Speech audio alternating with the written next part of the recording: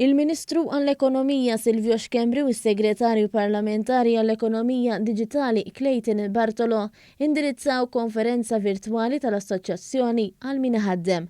Hawn ġew diskussi fost l-oħrajn l-importanza ta' digitalizzazzjoni kif ukoll it-tiġdid tal-ħiliet tal-intrapriżi sabiex jikbru u jadattaw għal ġejjieni. F'din il-konferenza spikkat l-importanza li n-negozji ta' kull daqs jevolvu sabiex jibqgħu rilevanti fi żmien ta' wara l-pandemija.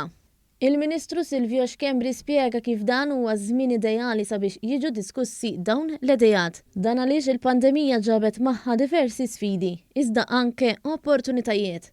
Spjega li r-riżors kruċjali ta' pajjiżna huwa dak tal-ħaddiema. Għalhekk il-Gvern qed jagħmel minn kollox sabiex isaħħaħ il-ħiliet tal-ħaddiema.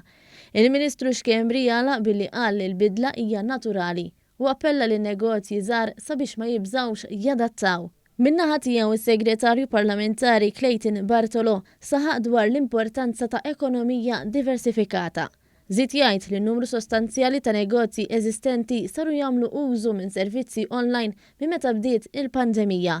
Rimarka kif dan juri r-reżiljenza tal-Maltin u ħeġġeġ aktar negozji jagħmlu dan il-pass.